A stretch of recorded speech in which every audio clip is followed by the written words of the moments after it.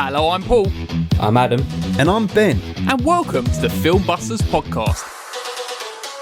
The film show with no filters, no prisoners taken, loads of disagreements, but one hell of a love for cinema. If you want to hear three friends ridiculing each other for an hour or so regarding their taste in films, then you have come to the right place. In each episode, one of the team picks a film for us to discuss. It could be anything from a recent cinema release to an all-time classic. So, strap in and get ready to get mad or get vindicated as we guide you through the murky world of being a film geek. If you like what you hear, you can also find us on Twitter and Instagram using @FilmbustersPod. You can also find each of our individual accounts. I'm at Filmbusters Paul. I'm at Filmbusters Adam. And I'm at Filmbusters Ben. If you want to use your eyes instead of your ears, you can also visit the website at filmbusters.pod.co.uk. And if busting makes you feel good, you can also support us at patreon.com/filmbusters for exclusive content. Alright, can we just get on with this now, please? Filmbusters. Hello everyone, finally we got round to making an actual episode.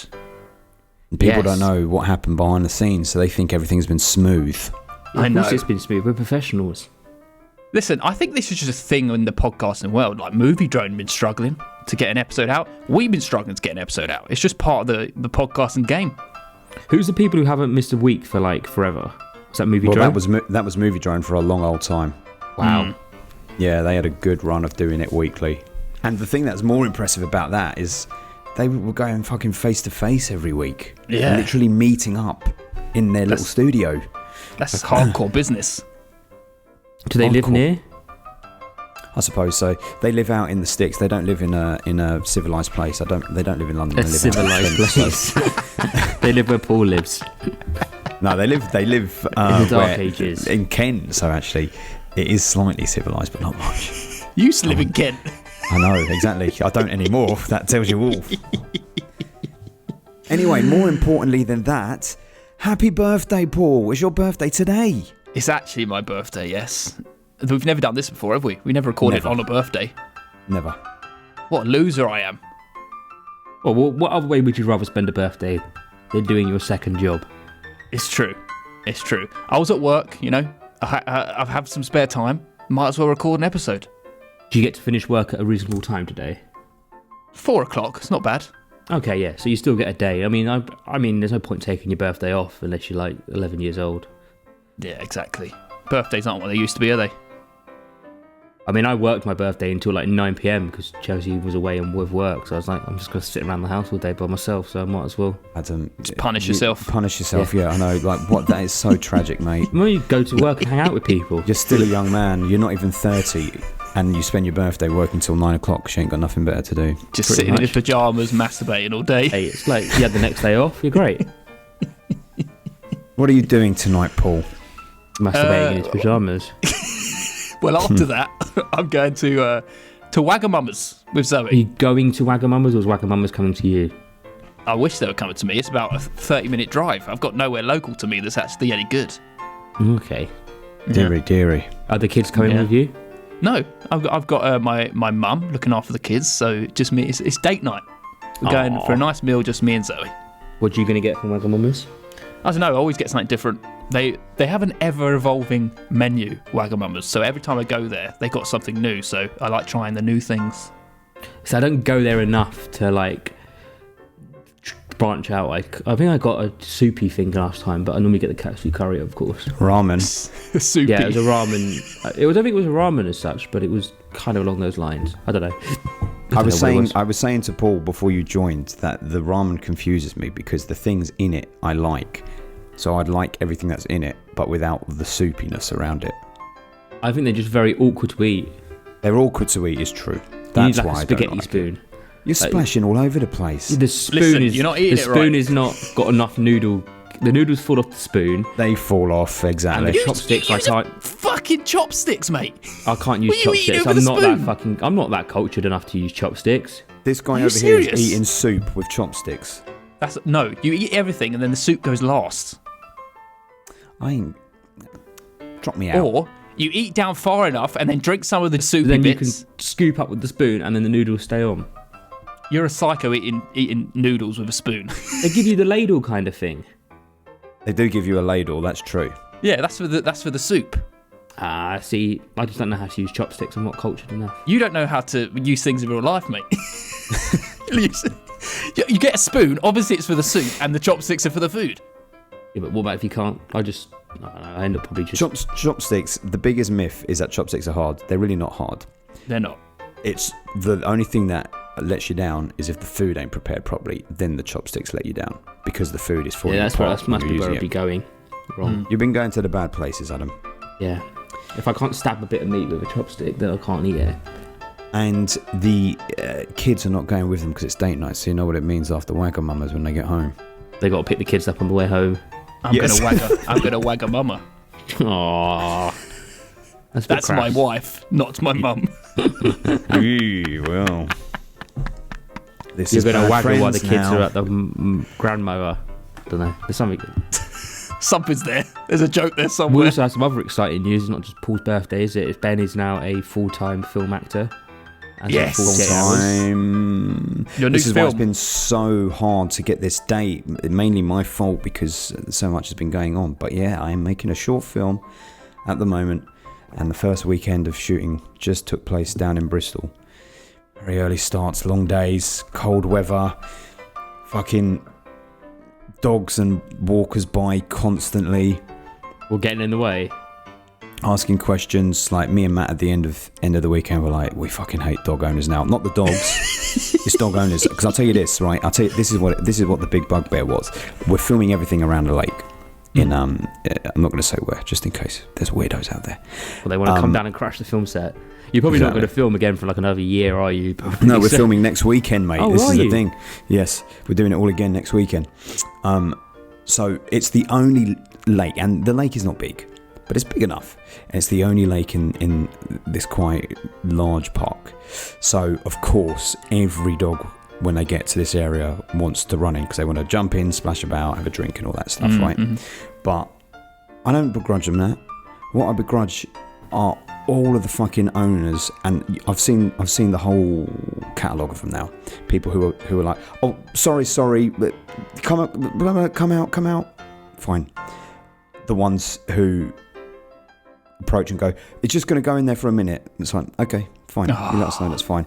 And the other ones who just come en masse and just stand there next to the cameras, next to you when you're about to roll and all of that stuff, and just stand there and keep going, go on, to the dog to go back in the water. It's like, your dog doesn't even want to be in there anymore, mate. Prick. He's standing on the edge. He wants to go now. You are being difficult.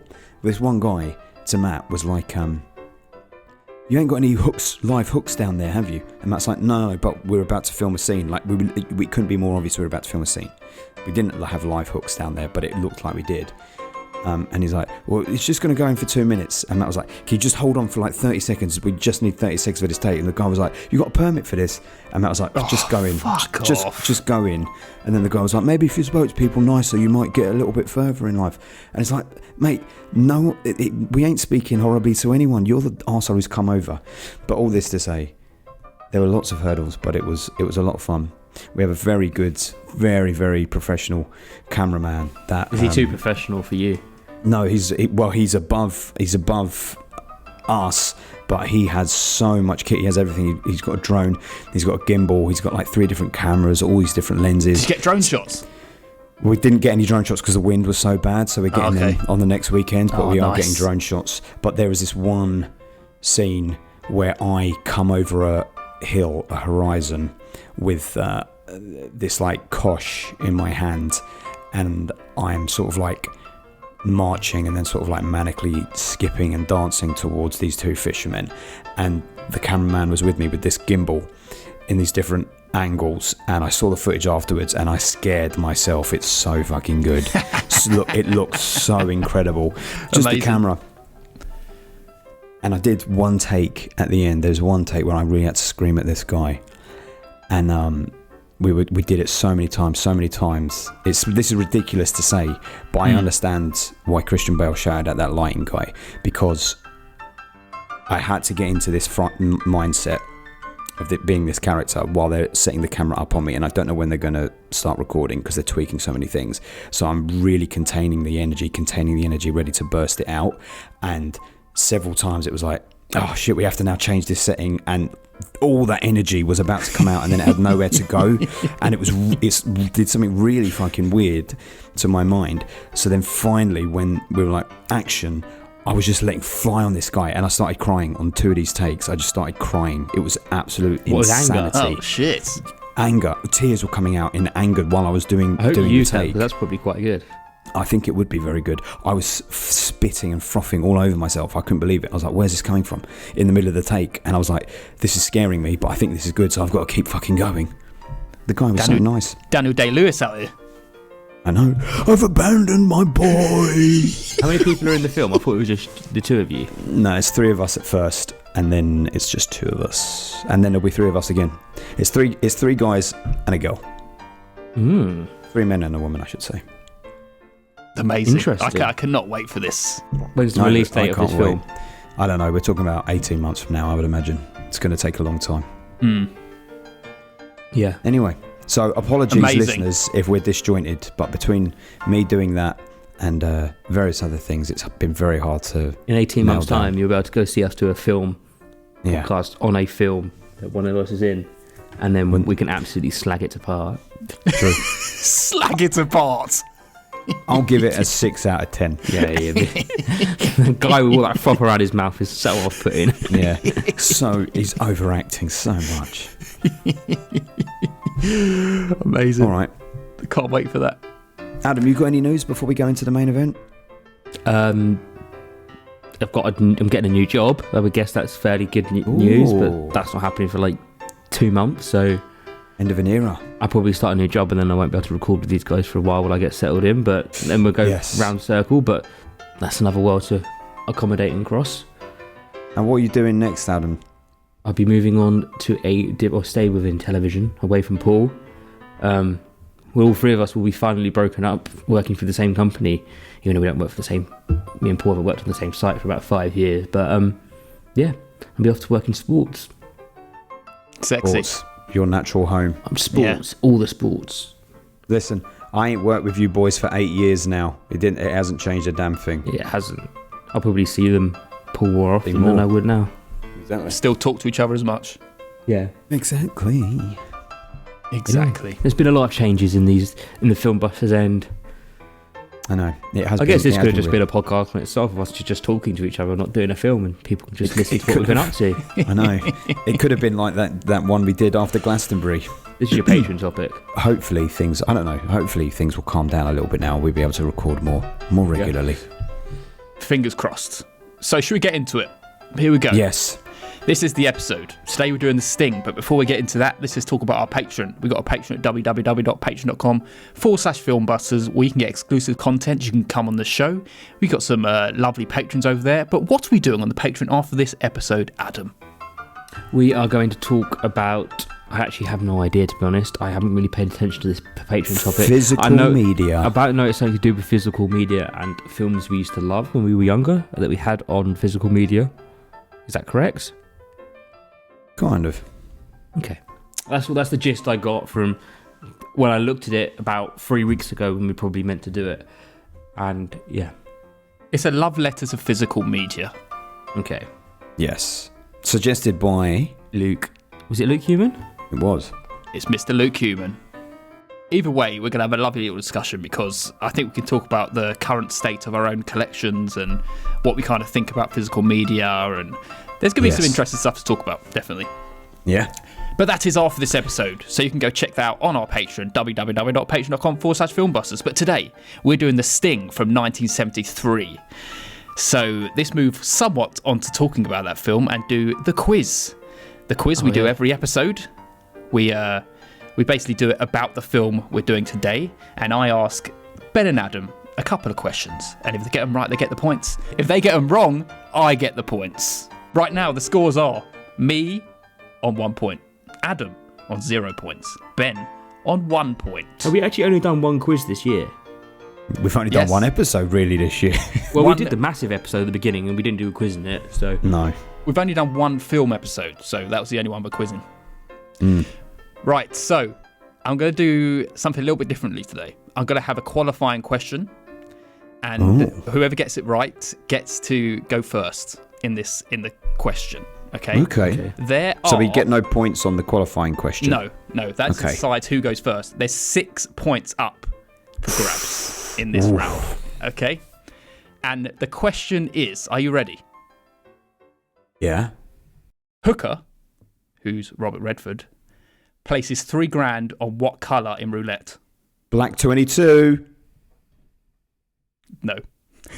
It was Red. black. It came to 22 black, but he placed it on red.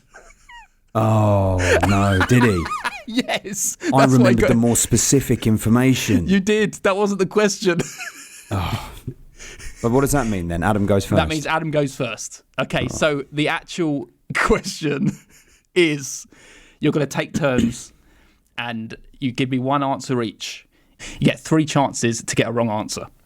Okay. Okay, so there are 6 chapters in this film. Name all of them, starting with Adam. The Sting. 1 point to Adam.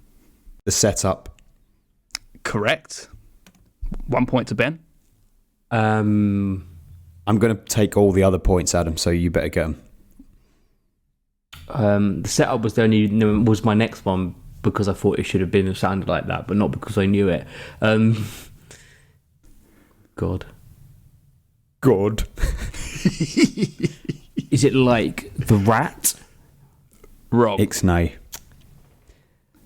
The Hook. The Hook. 2 points to Ben. Back to you, No, Adam. I'm just gonna default it to Ben. He can complete it. Come on, just think of something that they do. The Horse. No, wrong. I like your logic, but... The Tail. Correct. 3 points to Ben. The Shutout. 4 points to Ben. And this is the last one. The last one is the one that I don't know, so I'm going to guess The Wire. Absolutely correct. 5 points to Ben. 1 point to Adam. I mean, I watched this film. It must have been about 3 weeks ago now. It feels like. But mate, do you know why I know them all? Because in my notes, I'd broken up my notes based on the chapter headings, but I'd obviously overlooked The Wire entirely. Yeah, this thing is the only Absolutely. one I remember because I remember being like, okay, this is it. Did I Yeah. just get 4 points then? You got 5 points. Did I? You got 5 points, and then But I didn't Adam get the got sting. 1 point. Yes, the setup, the hook, the tail, the wire, the shutout. Oh yeah, The Wire. Yes. Oh dearie me, Adam. That could have gone either way. It could have. That's 6-1-0 to me. No, I've got 1. Paul's got 1, and you've got 6. Oh right, Yes. okay. 116. 116. 1-1-9. Very good. There we go. Wonderful me. stuff. Well done. Anyone Right. would think it's my birthday. You think so? Let's move on to the film. 3 10s.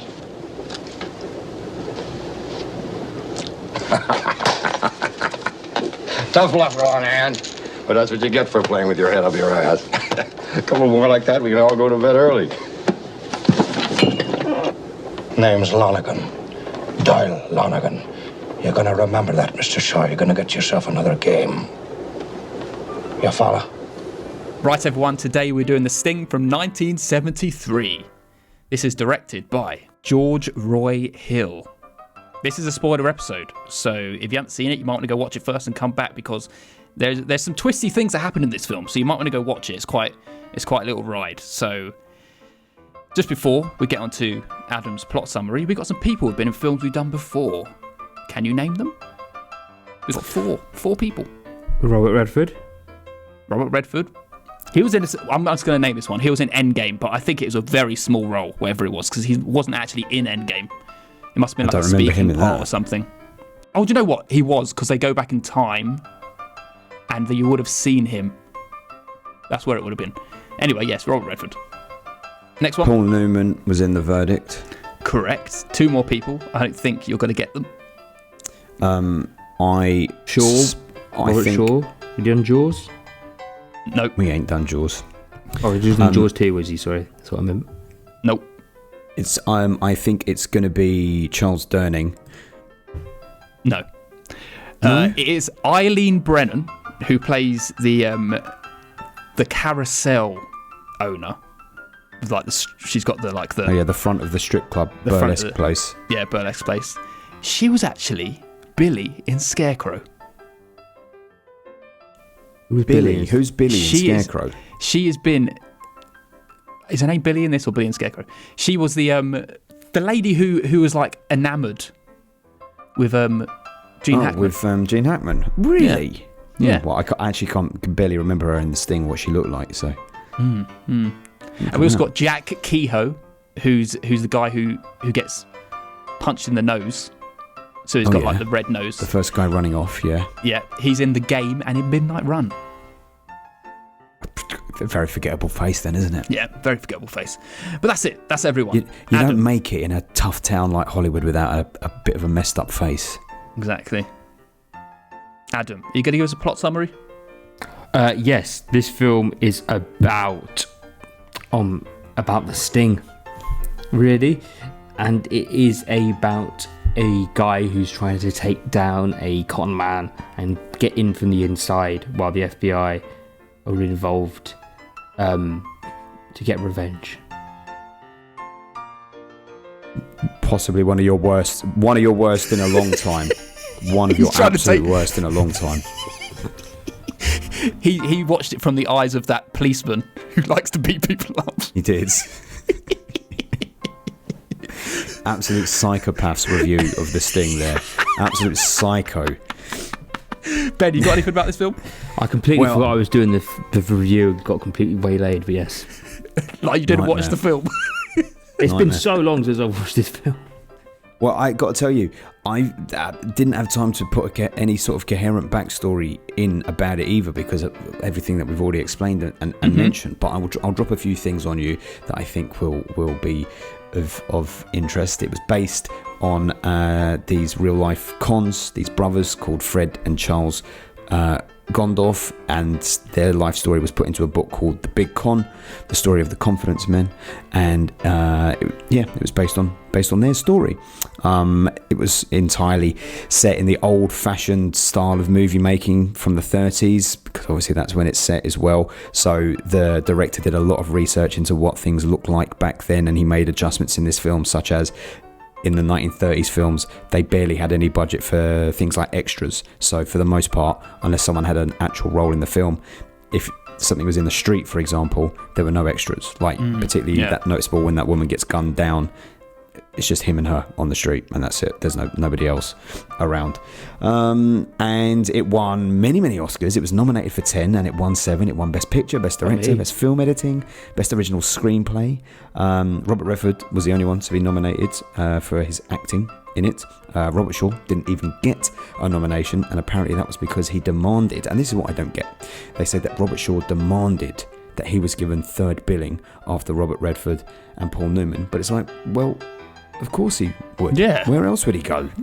Like, Yeah, who else would go after that? Exactly. Who's going above him? But apparently, the way that I'm reading it, I might be reading this wrong, but they're essentially saying because he demanded that, he wasn't given the nomination.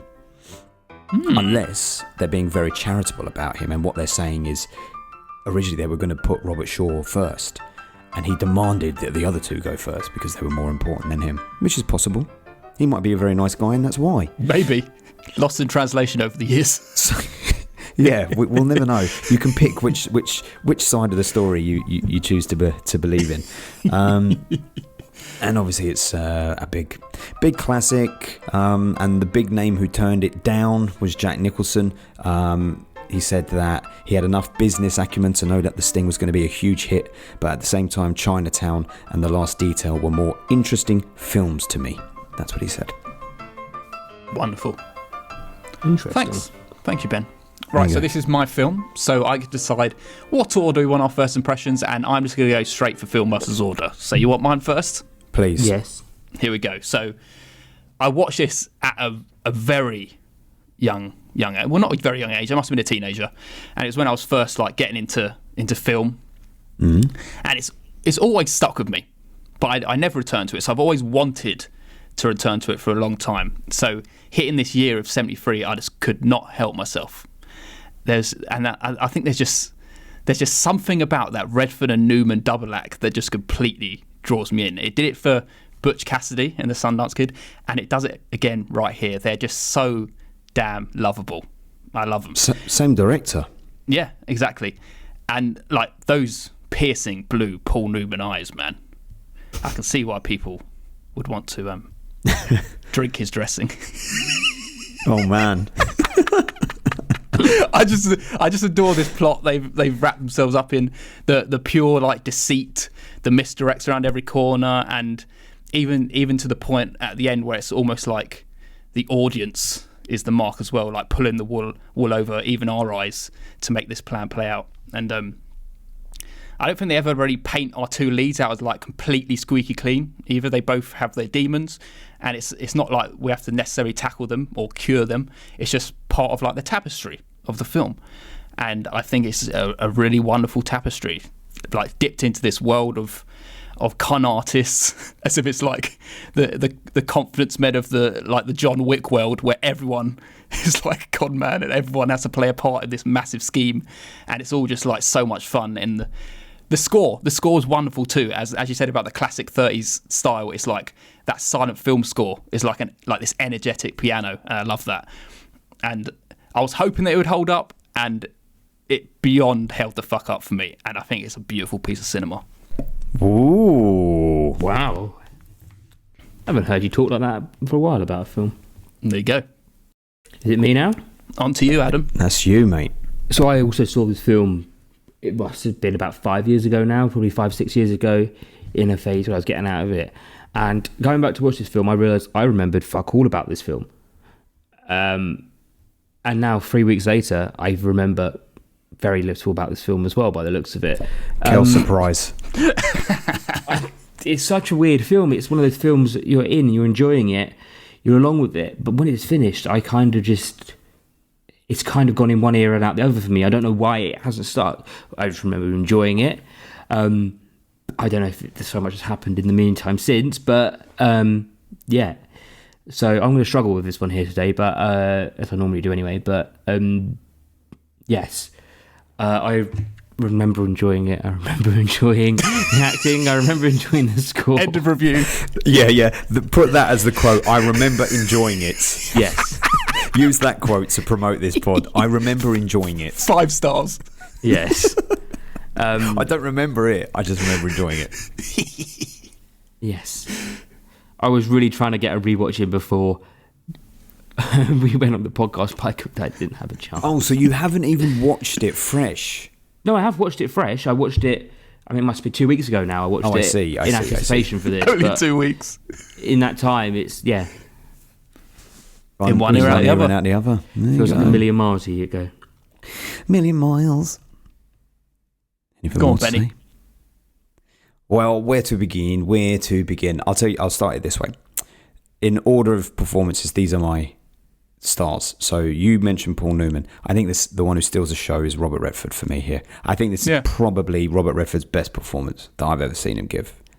And it's because of he has some real charisma. This character has some real vibrancy and charisma here. Like, I liked him. I really liked him from the off. I was with him. Then Robert Shaw. I like Robert Shaw anyway. That Quint performance is great, but I like it. He always plays these sort of villainous characters, but like a human villain, not like caricature. They feel like a real person who's right on the edge. It's British acting, very good. And third was Paul Newman.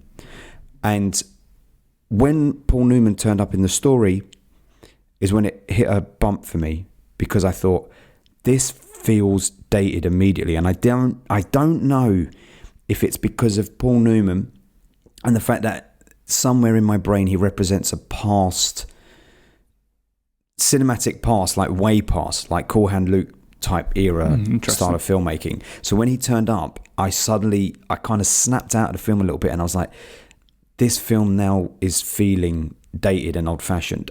I was already on the brink of feeling that way because obviously it was set in the 30s, that's fine, but it was a 70s film set in the 30s, and I never fell in step with that. I like the director doing those beats and those title cards and everything to try and capture it, but it just didn't work for me on that level. I didn't really get into the charm, and I needed a bit more than that. And I think even now, if a film came out and it's like, we're going to do this 30s con film, I wouldn't have bought into it, because the con has never really been a thing that I'm interested in that much in films. Like, you know, the whole Ocean's 11 style things, those con things don't normally hold up for me. And the reasons are, you spend a lot of time double bluffing and bluffing, and it's normally over things like horse races, cards, games. I cannot tell you a single film where there is a card game in it where the stakes really, like, I'm like, oh my god, this is so tense, apart from maybe Casino Royale, and that's not because of the cards. Exactly, it's the only one.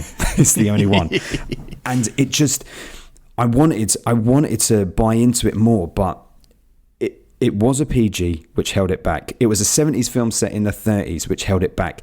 It had this sort of star man, Paul Newman, at the heart of it, who just represented a kind of style of filmmaking that didn't feel right in this 70s film. Just something didn't feel right to me.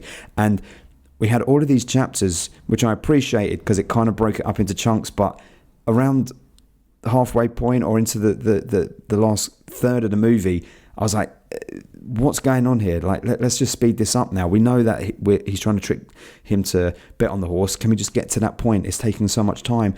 And then these people were turning up at the house who were trying to kill him. And it was like, oh, who's sending them? And it's like, none of this is adding up for me. I'm losing track of the different threads. You're trying to make it seem exciting, but I don't care about it. It's like, who's turning up at his house to try and kill him? If Robert Shaw sent those people, then why is Robert Shaw wanting to kill him if Robert Shaw thinks he's going to get a betting tip off of him and make a load of money? So, and I just wasn't invested enough to really try and dig in and work out where it was. It was a little bit like Revolver, Paul, with that whole thing of, but why did they break him out of jail then? And it just didn't have me enough. But there were moments that I liked. But ultimately, I was not won over by the charm of the film, but I was won over by the charm of Robert Redford very much. Interesting. Nice. I think, like, the as you say, it does get wrapped up in wanting to kind of fool the audience into knowing what's actually going on, like who's going after who, and then the whole thing of the waitress actually being the assassin, and the other guy was actually watching the assassin all along. Yeah, it wasn't watching so Redford. Look at that, for example. If we take just that one thing as an example of the film, I think this just encompasses my problem with the film, which is, okay, you always hear about this Selena, was that their name? Celino, the unknown assassin. Okay, so when that scene happened and you saw her pull out a gun and the man shot her, and it's like, that's Selena, I was like, oh, that's quite clever, and in that moment. But then I was like, well, hang on, who hired her to kill him, and who hired that man to kill her? Explain that to me so I can understand something. So it's basically the people from the first scenes where he steals the money from. Lonergan, Robert Shaw's lot. Yeah, so obviously Robert Shaw doesn't know Robert Redford, but the people who they stole the money, it's different rackets, isn't it? And he kind of owns all of them. And the people that's where my confusion was. Yeah, so the people who he stole the money from has probably, through Robert Shaw, sent this assassin to go and find Robert Redford, but Robert Shaw doesn't necessarily know what Robert Redford looks like, so it's not like he's going to immediately see him and be like, oh, you're the guy we're trying to kill. See, so this is when I was getting confused then, and that's what was taking me out of it a bit. Yeah. The same applies for when Robert Redford went home to his house and he fled it because someone was there waiting for him with a gun. Yeah. And at the time, I thought I heard something like, oh, it was one of Lonergan's men. And yeah, I was confused because, like I said, I thought Lonergan wanted him alive. But if Lonergan didn't know, and this was just his people who were out there doing it, then that makes sense. But it wasn't clear to me. So then who was that who shot the woman in the alley?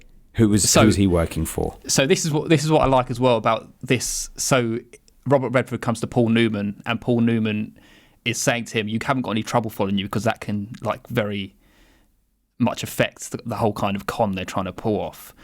And I think from the off, Paul Newman knows that something is up because the way Robert Redford's acting.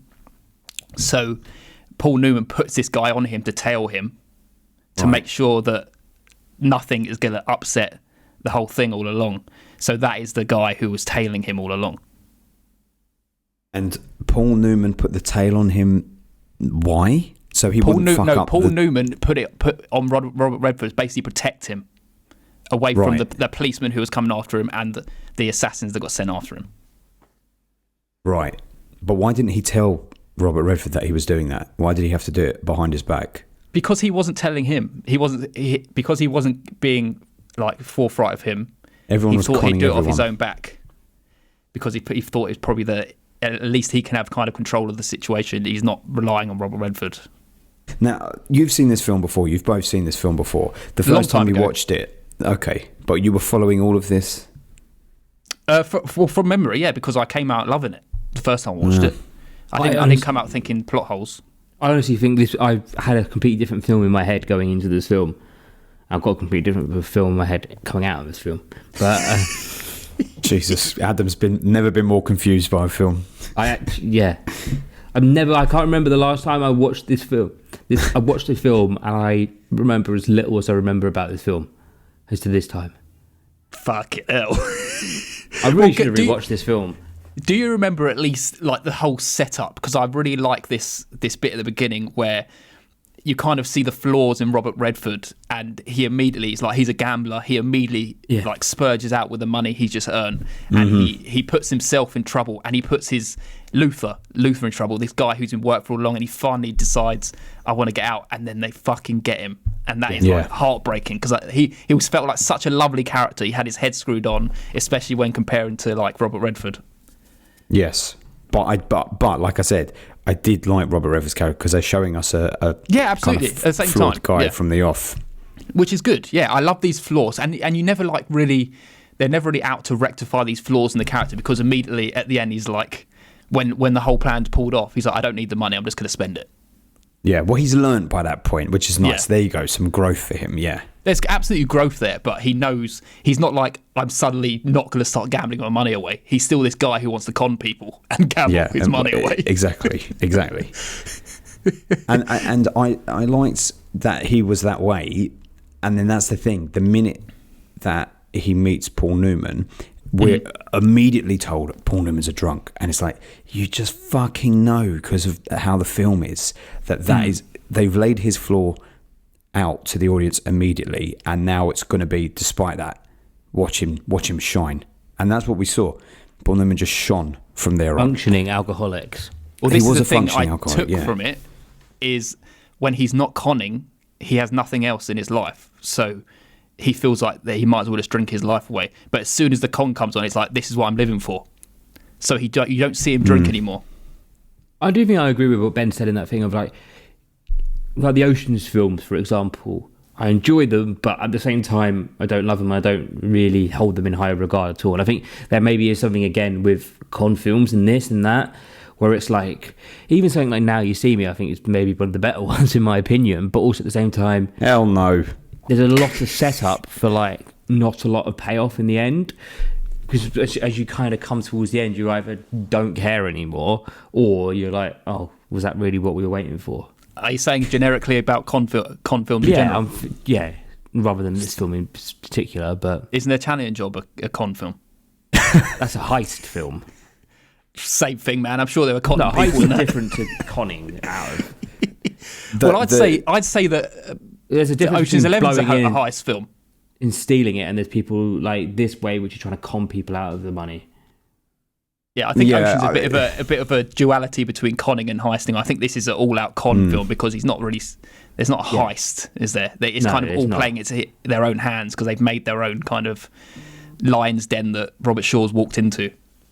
Yeah, the thing that keeps me at an arm's length from it, and we're laughing about it, but I think I'm right in saying maybe the reason why, Adam, you're struggling to remember too much about it is, even though it's 2 hours of stuff happening, it's not cinematically all that engaging. There's not because many it like is- set pieces and stuff that give you reference points throughout the film. It's not like Yeah, it's like we're going to do a 15-minute blackjack scene or poker scene on a train now. Yeah. And now we're going to set up the wire shot. I didn't even know they were fucking on a train for half of it, and then I go, oh fucking hell, they're on the How train. could you there. not? They wasn't They're in shaking. carriages. The blackjack table was very stable. It was a sleeper car. Yeah, it was very I've got to slow. say, I completely Then disagree. as soon as they because come away from the table, their fucking carriages are shaking all over the place. they got all the hydraulics just in that one carriage. Who knows? It's I found it all so engrossing. I love being introduced to all these characters, the many different con men, and they're all like unique personalities and every little setup, the small little details to get it all set up correctly. I'd really enjoyed it. I really loved Did you that. like the stuff like when he's like getting new clothes and having a shave and a haircut and all that stuff to that soundtrack? It was just a little bit corny. Oh yeah, Just a little corny, man. But I think that kind of it kind and of. swiping the index finger over the nose when they were like all interacting. Oh, that's cool, man. It's cool. Oh, come on, that's a So cartoon. cool. But at the same time, I think, as you say, it's leading into this 30s style of filmmaking. I know, it it's is, almost like yeah. leaning into a Charlie Chaplin film when they're getting all the new clothes and the hairstyle and they're doing the little winks and the nods. It's all very 30s, isn't it? I guess there's Yeah. also something about that. It's like now, if you see a film in the present time, going back in time, it's always all that's cool. But if you're seeing a film that's already now 50 years old, going back to a stage which is 40 years ago, Yes. it doesn't have the same kind of charm and the same kind of effect on the audience. Yes, I agree. I do agree with that. That was my big obstacle with the film. Because to us, it just looks dated, but looks modern day. Like it doesn't look dated Yeah. in the right way. Whereas at least now you're like, okay, this is modern. This is modern people doing a dated film. You're already on board with it from step one. Yeah. Whereas you're going two steps back and then to go 3 steps back again, almost in some weird way. Nah, that doesn't affect my enjoyment I at know. all. I mean, I'm not saying it was going to affect everyone's view on it because obviously people will take things in different ways from films. But I think that was also maybe like Ben agreed with me. That also could hold people back within this film. And Paul, you do take objection to things that you find date poorly. Like if there is a film from the 40s or 50s, you're like, but this is very dated, so I can connect with it. But yeah, I'm talking. So when you're saying about like, Let's gang up on Film Paul in on general. his birthday. Let's gang up on Paul on his birthday. I'm not finding gang. This is the podcast equivalent of birthday beats. We're this is the- giving this is Paul the the thing. birthday beats. This is the thing. I don't think both of you necessarily did not like this film. I think that you just didn't like it as no, much exactly. as me. So exactly. it's just a case exactly. of finding the difference into why I liked it more. And Correct. Saying about older films, yes, I can feel some films are dated, but I don't necessarily say it about films that are dated because they're set in the past that wasn't the same time they were filming. No, I know, but You're it's, dated it's, more it's of the effects, double. aren't you? You look at Scarecrow. Look at all the films we've tackled Because in, they're in set in that 73. time They're that set in they're that filming time. Yeah, Scarecrow, Revolver, Le Grand Boeuf. They're all already like time capsule films. Like you look at them and you're like very aware you're watching something from 50 years ago. But it's cool because you're looking into the world in 1973. Yeah. But now we're looking into the world in 1973, looking back another 40 years before that, and maybe in the 70s it worked better, but our comedic sensibilities have evolved slightly, and our understanding of like parody and what films in the 30s were like and how we would do it now has changed. So when you look at it, it's kind of like, okay, it was good for the time kind of thing. Maybe I've watched in my whole life about 5 films that were set in actually filmed in the 1930s. So maybe your reference points are also slightly skewed with, where someone in the 40s, but 70s getting into film would have probably watched more. I don't know if that's the case, but obviously it works for a lot of people because this film is very highly rated. It's got I know, everyone very loves high it. letterbox score, for example, as well, and nearly everyone's given it 8 out of 10. And I had it as an 8 out of 10 before I went into this podcast. Zoots. Telling already. I know. Don't reveal. Don't spoil. All setting themselves in the 30s when it's obviously in the 70s. It just adds this kind of theatrical nature to me. Like when you go to the theatre and they're dressed in a very. This is what I imagined everyone would dress like in the times, with these very striking outfits of those time periods, and it just adds a lovely theatrical beauty to me. And it's good. It's captured that time period well, I suppose. It's just that it's done it through a 70s It's lens. like saying Godfather 2 with De Niro. It's the same thing, right? It's a little like that. I know, but that was perfect, mate. No, but I'm saying this is what we're talking about. That's comparing. That's maybe the that's why I comparison. prefer The Godfather 1 to The Godfather 2. That's what I'm saying. But as a comparison, they're doing the same thing there as they're doing here. Although they they're are. not. They're That's also not the whole film. They're not like leaning into the 30s sensibilities of filming. That's the thing. I think that's why it was kind of jarring. I think if this film had been set in 73 and it was a con film in 73 following roughly the same storyline, I still don't think I would have gelled with it all that much, but I probably would have taken to it a little bit more. I think by throwing it back to the 30s, it just made it a little even harder to get into, coupled with the fact that it was essentially a PG film. It was kind of like everyone in the family could watch this, really, despite the fact that there was some choice language very early on, very racist language. I think it also helps that they have that whole death of Luther right out front as well, because it kind of adds an element of stakes. It does. It does put for the me, stakes, so that and helps. it gives a motivator for Redford. Yeah. Yeah. But just going back to my just one last thing about setting in the 30s. It never even came into mind that is what George Roy Hill was trying to do in that film, kind of like shoot it as if they're filming in the 30s.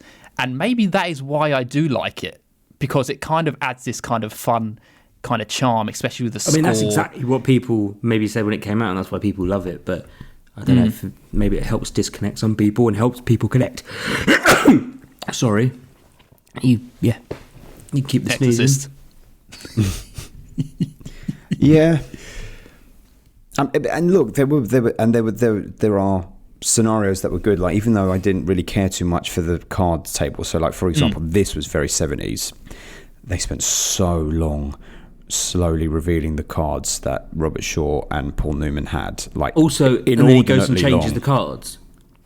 Yeah, but that was part of the sleight of hand. Yeah, I know, but like It knew was he was just gonna taking do a that anyway. long time about it, and I didn't enjoy that. But I enjoyed, for example, the fact that Lonergan got scammed, and then Lonergan being was cross cheating a cheat. afterwards. Yeah, and that's it exactly. When they challenged him, he's like, "What was I going to do? Challenge him for out cheating me?" Like, I liked that kind of stuff. That was good, and I also liked the stuff that happened in the wire shop when it was set up. I liked him going in, placing the bet, seeing that it was a success, and all of that. I loved the fucking reveal, or the fake reveal, when he put the $500,000 on Blue Note or whatever it was. Yeah, And the yeah. guy was like, no, to place. And the panic in his eyes. He was like, give me the money back. Give me my money That was back. great.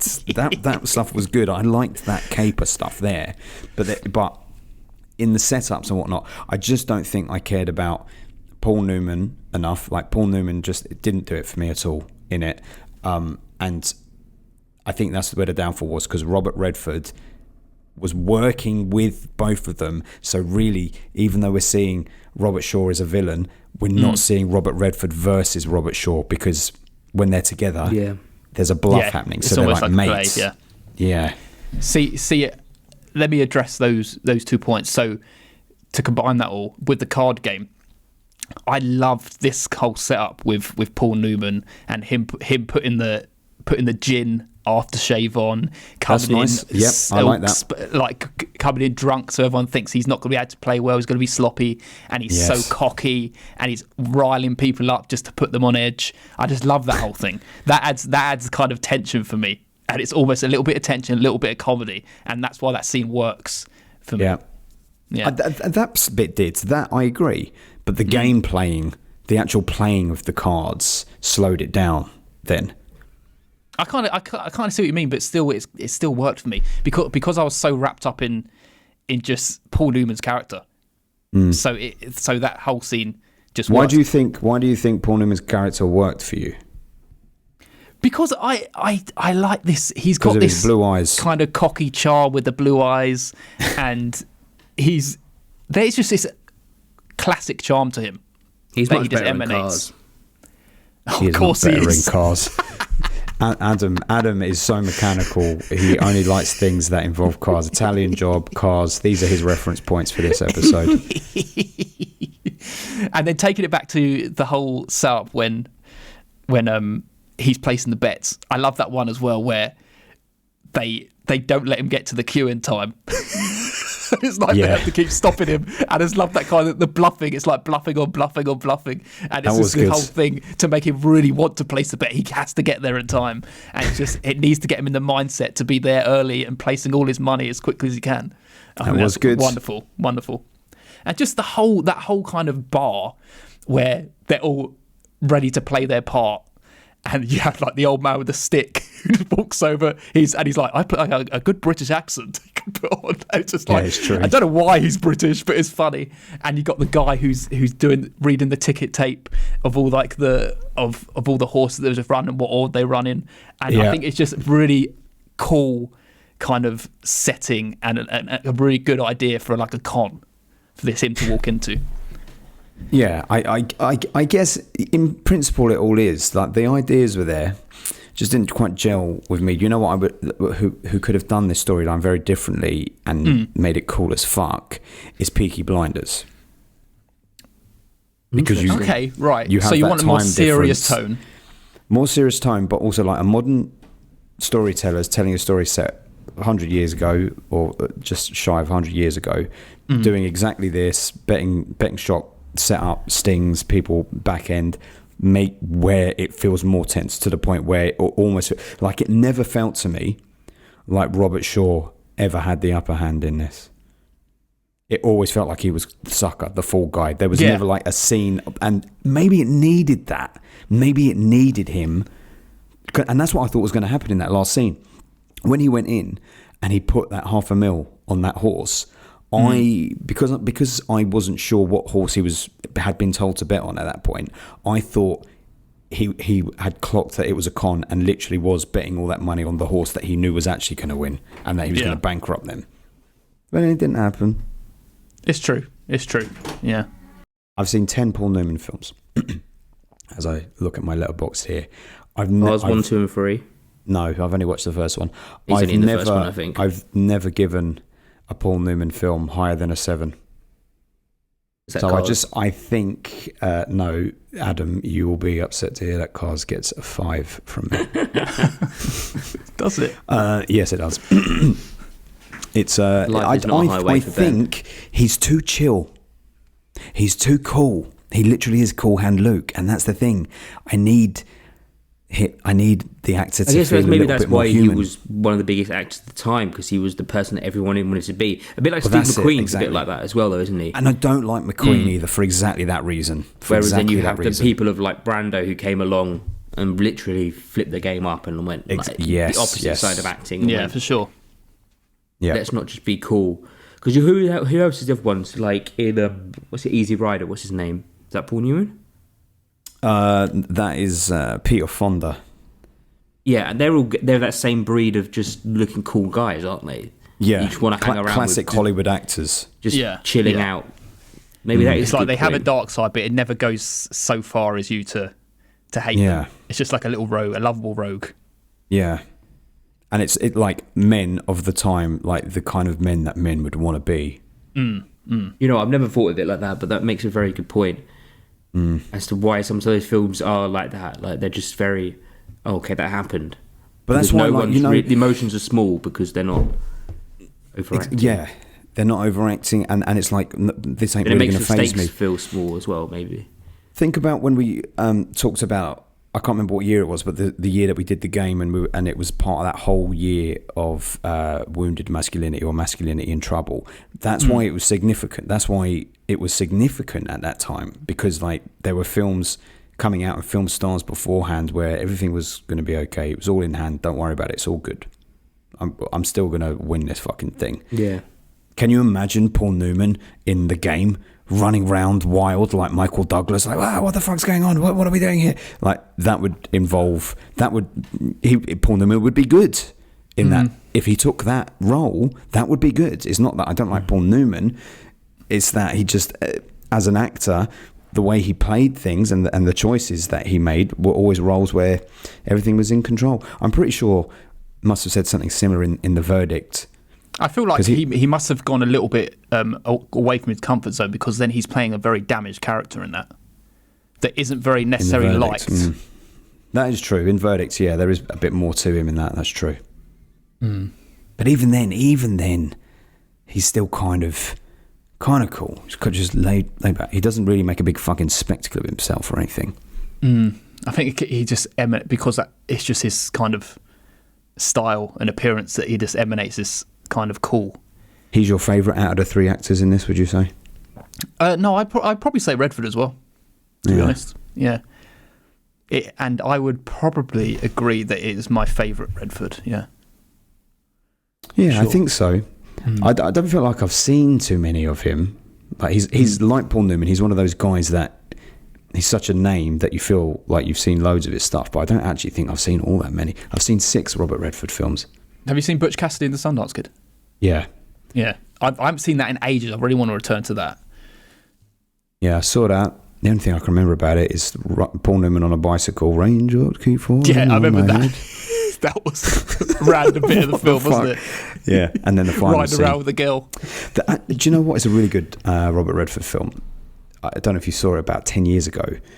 Actually, Is it the one on the boat? Yes. I haven't Just seen it. him all the way through it. Only him. No other actors. Absolutely no other actors whatsoever. And what do you give that? 8. Okay, yeah. I've it's always been on mind. I'm when getting a thinking look of at mine Redford. here, and I've got most of them are 7s. It's a 6 and an 8 with Paul Newman films for me.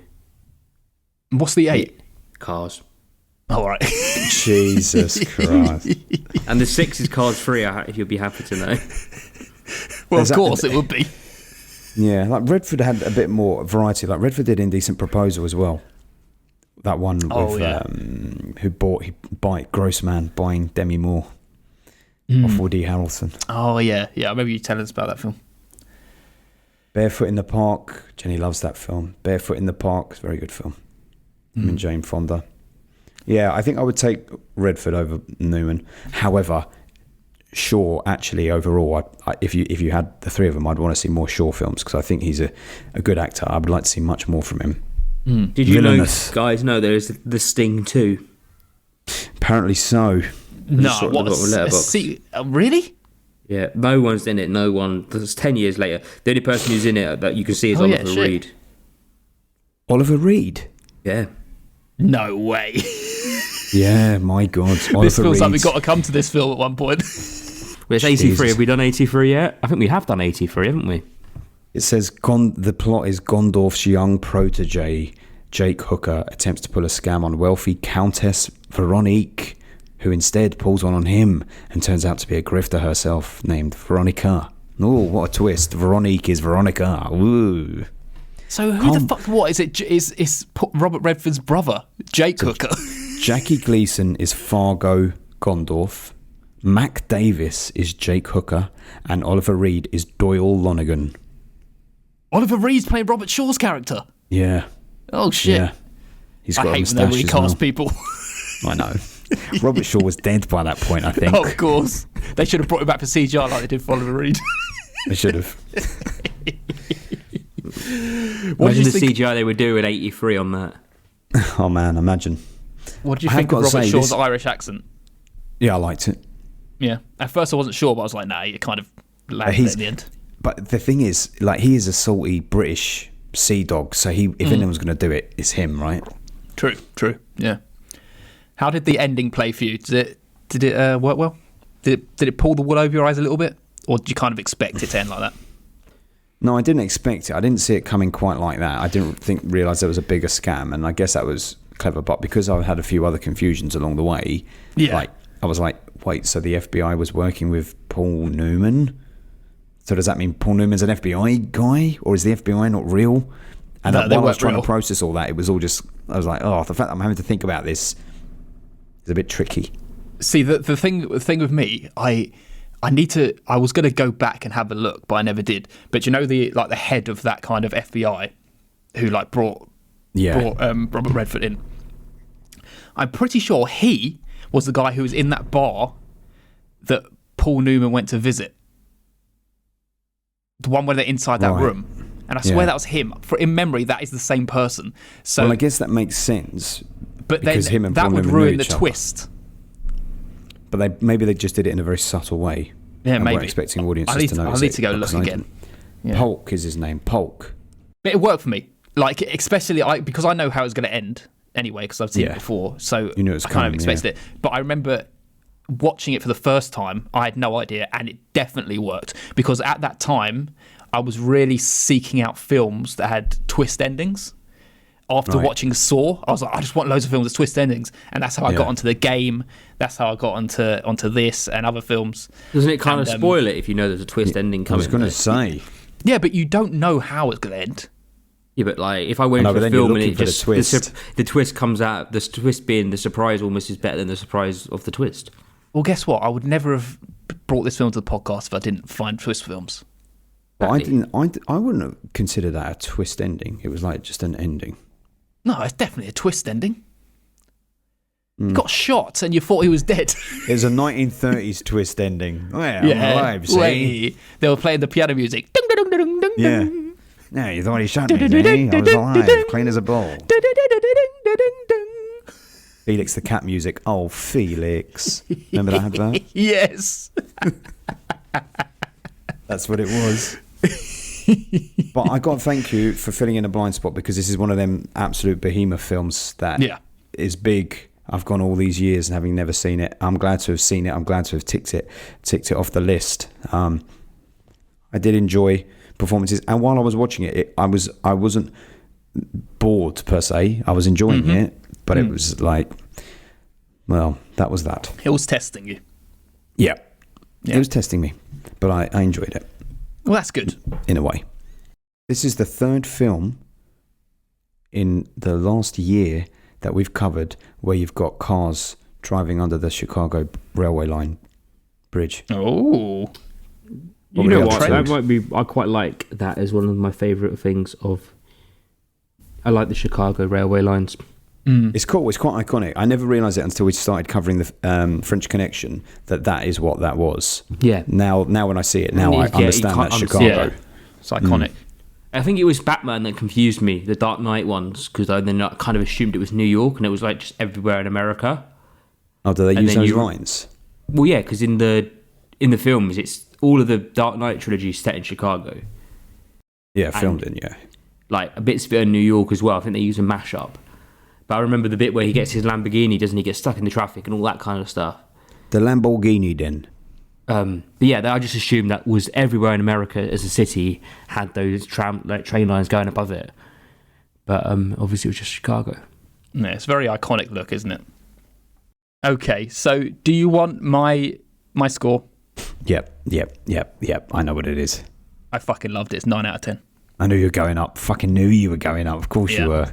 Solid, absolutely away. solid, man. I enjoy this so much.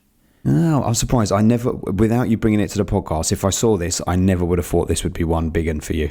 I think it's maybe there's that element of me watching it when I was younger and really loving it, but because I'd only watched that once, it's not like it's nostalgic. It's just that I had a memory of really liking it, and it just kind of I carried that memory, and I still enjoyed it. No, check it out. There you go. 9. Did it catch you by surprise how much you enjoyed it, though? Were you expecting to go back in at what you gave it before? Yeah, I had it in 8 before, so yeah, it took me by surprise, but yeah, I definitely bloody loved it. I'm going to give it some props still, because there must have been a reason why I've enjoyed it both times ish, but I can't remember it. So I'm going to give it a 7 for now, and maybe I'll change it at the end of the year if I rewatch it. Yeah, I don't want to go fully harsh on it because, yeah, but at the same time, yeah. Yeah, I don't want to be the cantankerous one, but it is a 6 for me. I couldn't, in all intentions. I wasn't expecting that. Yeah, I couldn't, in all intentions, say it was a good film. In as much as that was good, because there was too much along the way where I was like just not generally on board with it, but it was a fine way to pass a couple hours, and like I say, I'm grateful to have ticked it off and seen some good performances from a couple of people. But it's a 6-0 for me, I'm afraid. What's the average? Brings us to a 7.33 average, which means it goes head to head, first of all, with Domino. This is going to be you two probably most of the way. Fine off, because not many down here is going to be. Yeah, well, it's above better the than it's better than Domino. And Paul, you think it's better than Domino, so it goes above. Possum. Well, Possum's better for me. Adam can't give Possum a good score. Adam It doesn't gives seem like Possum a his kind of 7, film. so it's on Okay, you, well, Adam. it's his decision. Yeah, Possum or Sting. I don't know. What was Possum again? How My could memory you for the film forget? is fucking awesome. Is it the one I think it is with the underneath the? No, that It's the was. guy- It's with the spider thingy. The spider with a puppet. face. Oh, that one, the English one. Yeah, Yeah. I'm gonna have to say this was better than. yeah, Possum. exactly. I'd be stunned if you had said Possum was better. Same. Okay, so it keeps on going. Next up is no, that's not the film. Hang on. The Bad Yeah, Sleep sorry. Well. I was looking at The Bad Sleep Well. The Bad Sleep Well is better. I automatically give it higher, so it's up to Adam. Yeah, I Adam. gave the Bad Sleep Well a 6. So Oh, Yeah. Oh, did you give it a 6? oh, shitty. It keeps on going. Avengers Endgame. Avengers Endgame's better for me. Yeah, well, this is better than Avengers Endgame. Adam, I'm sure, has given Avengers Adam gives Endgame Avengers higher. Endgame an 8. Definitely. Let's have a look. Oh yeah, I let's gave have a it look. an 8 and then game. Oh, well, so Nice. Endgame beats this. Yeah. Oh, there you go. There we go. You Yeah, shouldn't have given it a 6, Ben. I know. That's okay. It's fine. As two Paul Newman films side by side, they just wanted company. Paul, do you mean Robert Redford? Robert Redford. Yeah. Well, there you go. It sits at a. I thought it was going to be a little bit higher than that, to be honest. But Yeah, I know. What will be, I know. will be. What will be will be. yeah, it's I very told you, so high Oh. close to the bottom. Yeah, It's maybe I about think, halfway, unfortunately, it's one of those classic films that belongs more to the past and doesn't keep up striding along. You know. I can guarantee you, though, when people come on the podcast, I think it'll be the type of film that people will vote on. Yeah, to vote yeah, up. Maybe. Yeah. Yeah, maybe. I could it- imagine Jamie Russell having very strong opinions about the low score that it's been Yeah. given. He's probably just cancelled his Patreon. Yeah. Well. Okay. Okay, that was good. I'm glad we spoke about that, and I'm glad I watched it again because I bought the Steelbook anyway. So, thank you. So this is the end of 1973. Boys, if you can believe it, we started 1973 at the beginning of December. It's taken us Yeah, I into know. February to finish this fucking year, almost 3 months. This has been an ordeal, but it's because of Christmas and all other things. So if you can cast your minds back across the spectrum, we've had Le Grand Boeuf, we've had Revolver, we've had The Sting, and we've Scarecrow. had Scarecrow. So out of all of them, who was your best character? I'll go first. For me, out of all of them, it's Al Pacino who's taking it in Scarecrow for me. That is my character I from can see that for you, 1973. yeah. Yeah. He gets it. I mean, Al That's Pacino's the one solid. that stands out the most for me. I'm just trying to think all the way back to Le Grand Boeuf is the only one that maybe might.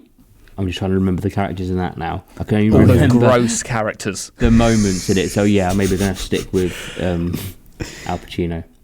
I'm going for Robert Redford. I love There we go. his classiness in this Good film. old so Robert Redford. Good for him. Good He's for shining. him. What about your best quote? I'm going to double down on Al Pacino again. And I said it at the time, and it's going to be, "Where be me cutlass?" Because it came at Very such a good. traumatic time. yes, I forgot about that. But that's 100% what you're going to say. Stick that on my birthday shirt next year, Paul.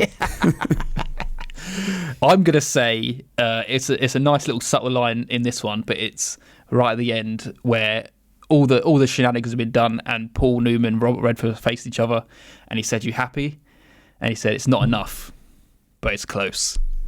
And then they walk off. That's quite happy. a nice line. That is a nice Yeah. line. Yeah. That is a nice line. I have for some reason it was in my head it was going to be in Revolver, but again I can't really remember much from. I can't remember a line that's sticking out in my head. The bit where the words aren't actually syncing up with his mouth. That's why, yeah. I'm going to say it. The one that Paul used for his quiz question. That would be it. What one was that? Are you Japanese? Are you going to kill yourself? I can't remember the exact phrasing. Oh dear, God, that Adam's favourite line from 1973 is the racist one. I don't think it's racist. Oh yeah, Japanese. Adam outing himself on the podcast, people. And the best scene, the scene that represents this year overall, because 1973 has been manic and wild and very, very strange and peculiar.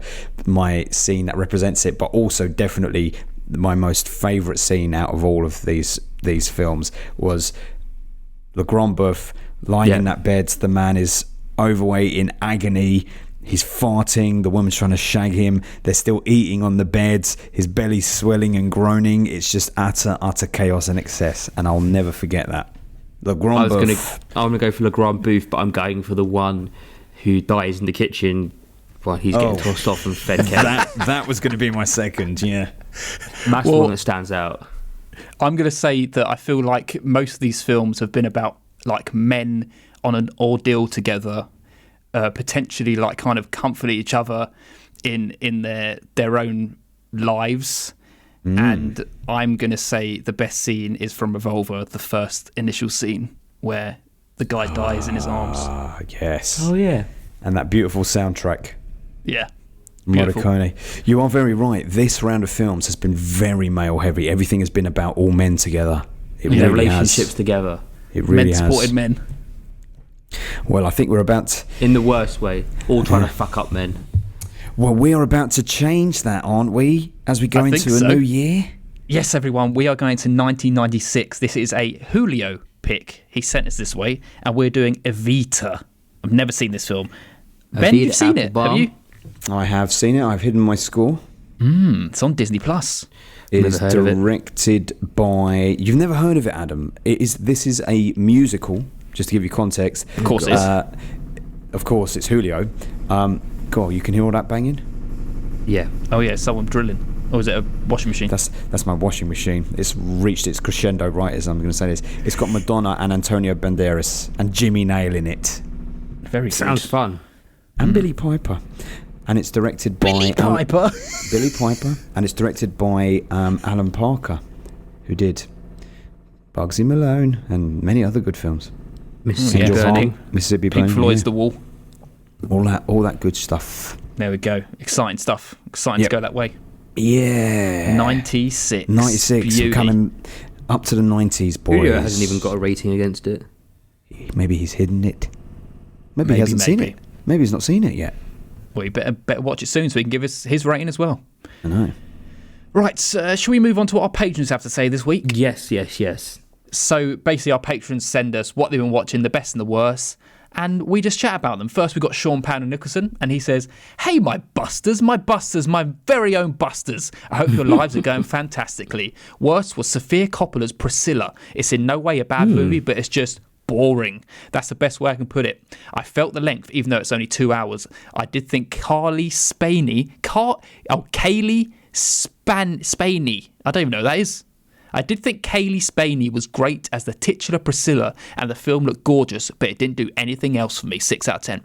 And he said best was Eddie Alcazar's short film The Vandal. It seems to borrow heavily off David Lynch, even down to Andy from Twin Peaks making an appearance, but I really enjoyed the mixture of stop motion and live action and the unsettling nature of the whole thing. It's on YouTube and takes about 15 minutes to watch. Might not be your thing, but you won't know until you try it. 9 out of 10. Keep busting and making the world a more amazing place by being in it. Love and kisses, Sean." Thank you, Sean. I know you're 100% going to watch that film because it's on YouTube now, aren't you? Maybe. If it's on YouTube, it'd be easy, wouldn't it? Yeah. Priscilla, it seems interesting. It seems quite good, but my worry was the fact that what Sean said it could be a bit boring. I don't even know what it is. It's about Elvis Presley's wife. Oh, right. Okay, the story of Elvis, but through her point of view, when he was like cheating on her and fucking all those kind of the aspects of it's almost like an anti-film of Elvis what was released. Yeah, for Elvis to come out and then this to be released. Yeah. That's interesting. Okay, interesting. Yeah, I mean, I'm neither here nor there on Sofia Coppola. She's made some decent films, but I don't know enough of her stuff or an opinion on her, so I'll probably give it a watch if it comes onto streaming, which you can listen to in our Patreon episode. what we think of that. But at the same time, I might not rush out to go see it. Yeah. And The Vandal, this sounds like it's right up Ben's street, so he might want to watch it. Just so you might be aware that Ben's not here, but he had to run off for a meeting, so it's just and being then he Adam might right now. miraculously reappear, depending how good Paul's editing skills are. Maybe we'll see. Well, thank you, Sean. Thanks for those are two interesting choices. Should we go to Luke Human? Yes. Next up, we have Luke Human. He says, I know it's no secret, but 2023's Paul Frings is incredible. How do you say his surname? Lanthimos. Lanthimos somehow manages to make a more thematical, dense film than is ever in his steampunk gothic horror fairy tale. I mean, that's a use of a lot of words, as Luke always does. Using everything from Greek tragedy through European folklore to postmodern feminism, expertly handed the modern Prometheus-inspired source material to produce an absurdly funny and touching character art that is more entertaining than it is preaching. To see it on the big screen, if at all possible, to suck in every visceral second.